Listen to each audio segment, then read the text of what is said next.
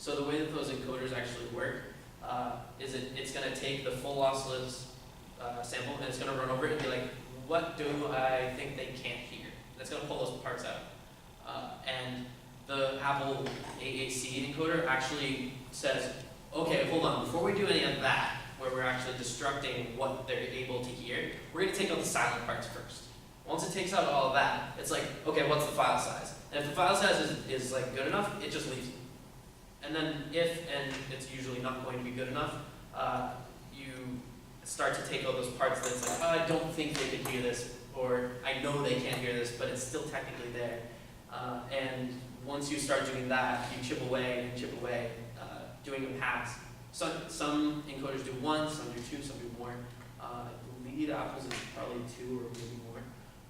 And it's considered to be better than MP3 320, which is usually a constant bit rate, 320 kilobits per second. So that means at every interval, it's 320 kilobits per second. That's it. They only give you that much per second, and you can't use more in 1 second, less in another.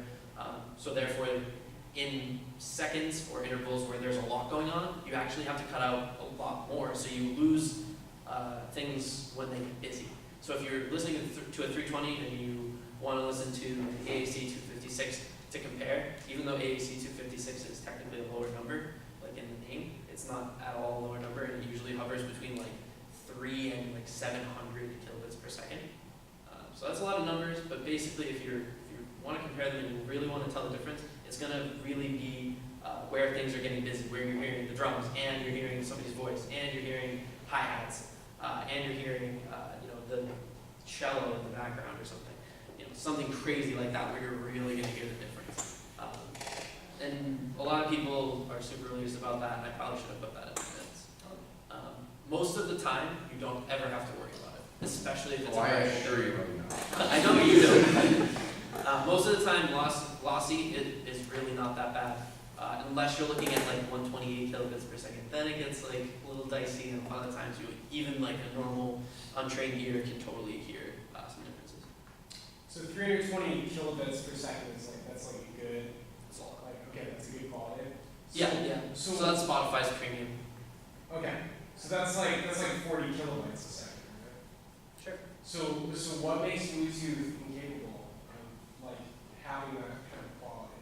Is it just the design itself, or where's the limitation of Bluetooth? So there's two limitations. One limitation is that I'm pretty certain, and don't quote me on this one, is that you can't transmit an entire 1300 kilobit per second file fast enough over Bluetooth to stream. Even at variable bit rates, you're going to have some trouble, and it might have to cut some of it off. Where it will just take a straight slice off of 1600 hertz. 1600 to 2000 or 20,000 is where 16,000 to 20,000 is where the last octave is, and it will just slice that off. Like MP3 320 slices that off, and if there's anything up there, too bad, you lose it. And the second one, this is the most important one, is that on the other side of the Bluetooth, there's another DAC, which is taking interference from Bluetooth and from wireless and all that, and it's probably a low quality chip, almost always. I've probably heard one Bluetooth receiver that I liked, and I've heard I have one in my car that I use that I hate, but it's in my car. What are you gonna do? And then there are cheap ones that you can buy that plug into headphones, so you can actually take a pair of headphones like this, and you can buy this $18 Bluetooth adapter and plug it in right here, and then you have Bluetooth. So you can actually take some really nice headphones and get Bluetooth off if you really want. But it is a noticeable difference in sound. Okay. Any other questions before we move on? Cool. So another thing we're going to talk about is planar magnetic versus dynamic drivers. So we already talked about dynamic drivers. We're also going to see what a planar magnetic is and why we think it's really, really cool. So first we're going to talk about open and close.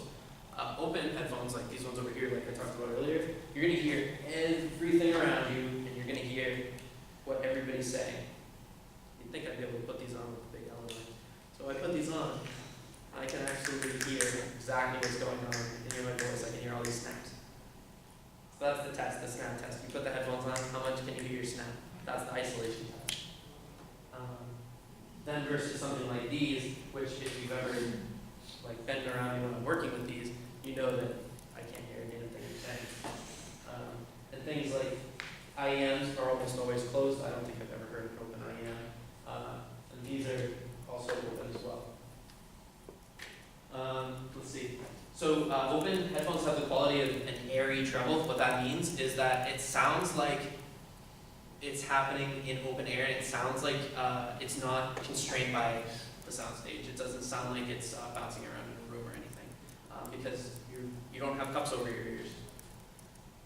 Versus when you have a closed headphone, a lot of that treble loses that room to breathe, and the treble tends to be the part of the sound that really needs it. The bass is going to sound boomy in some cases, but if it's tuned right, then you can easily pay attention to this if you're designing the speaker. You won't have that much of a difference, other than the fact that it will probably be less punchy if it's open, and it will probably be more controlled and punchy if it's closed. In the same way that if you have a large subwoofer enclosure and you put a port on it, the subwoofer is basically under less pressure and doesn't feel the need to come back to resting as much. So it can just kind of like go back and forth. And that's the same thing with an open driver. It has the ability to extend farther without the pressure of the enclosure taking an effect on it. And then as far as with the closed one, it's going to be a lot tighter. So when you have a closed headphone, you're actually going to hear things like when you hear the punch of a kick drum, it sounds very tight. With an open headphone, you can still get that tightness, and we're going to talk about ways that you can get that tightness, and you can get great bass out of an open headphone. Hopefully you'll hear it. But it is definitely notably easier on a closed headphone to do it. So with closed headphones, obviously you get that portability and isolation. You can't use open headphones out in class or even anywhere on campus unless you want to look like Days. And you will lose that more accurate natural sound if you do go with the closed headphones, because the open headphones are how it's essentially meant to be heard. So the treble is body relative to open. Yes. Yeah, relative to open headphones. And this is, I should go back and say, this is all generalization. There are some closed headphones that'll blow you away in ways that you never thought they could. And open headphones that you'll be like, I can't even believe these are open, what the hell? And there are headphones that actually sit between these where they're called semi-open headphones. And either they're open with cups that allow air to flow out, sort of like perforated cups, or they're open with just like a part in the center is open, or like they have what is essentially a port on the headphone itself. And they do really interesting things and create very different sound stages. And the other thing, so when I say wide and accurate soundstage, what I mean is that the sound can sound like it's all the way up here because there's nothing constraining. But when you have a closed headphone or an IEM, for example, which in-ear monitor, we're going to talk about those. That's the earbuds, if you didn't catch that one. And it's going to be anywhere between those cups and nothing else because it's closed. There's no way the sound can sound like it's up here if you're containing it in a room in here.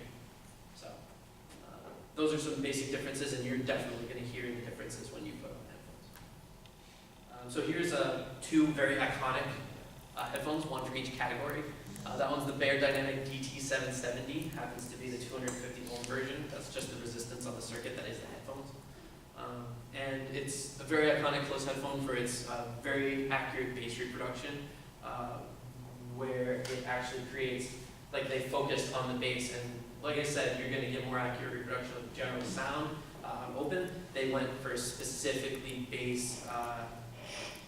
bass-oriented headphone that you could use for mastering specific bass lines. So if you were mastering a track, you might actually want to put these on real quick and just see what the bassing sounds like in here, as opposed to maybe you're listening on the Sennheiser HD 600s, which are like the icon of value in an open, flat, accurate headphone. And we're going to look at what makes that headphone flat, accurate, and natural, scientifically in a graph form later on. Alright, so let's talk about planar magnetics. So planar magnetics are really crazy and cool. And while I talk about this, I'm going to actually open up this set of headphones because they're the best way I can actually show this to you in person. So planar magnetic, instead of your regular driver, planar magnetic is a membrane which has the voice coil essentially sewn into it. So when you have a planar magnetic driver, there isn't a voice coil that's attached at any one point. The entire membrane essentially is the voice coil. So if you look at these, you should hopefully be able to see a little bit of light through them. Can you guys see that or no? You should be able to see that there's a driver in there that you should be able to get a little bit of light through. Maybe it's just yeah. Oh, yeah, wow.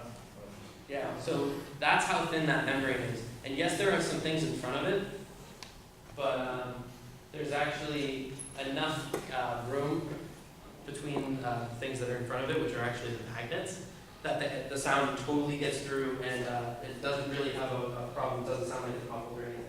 So that's a planar magnetic headphone, where the membrane actually is moved by magnets on either side, usually on both sides, and it will move the entire membrane at once. We're going to see some cool animations for that. Oh, I have one there. Good job, Jeffrey. Cool. So the membrane is super thin. So this is, usually it's made out of some sort of plastic, and you can see it in the center there. This is the membrane. On the right is a magnet, and then this is the two magnets assembled with the membrane for the diaphragm. If you ever have heard of electrostatic headphones, they're essentially the same thing, but they use this tiny thin plastic that looks like saran wrap, but it's even thinner and like more delicate. And they use that instead because it has essentially what can be treated as zero mass. So the diaphragm itself doesn't impede on movement, equations or whatever you use to calculate how that diaphragm is moving. Yeah, it's really cool. What it does to the sound is that it's actually going to produce what is called a linear bass response.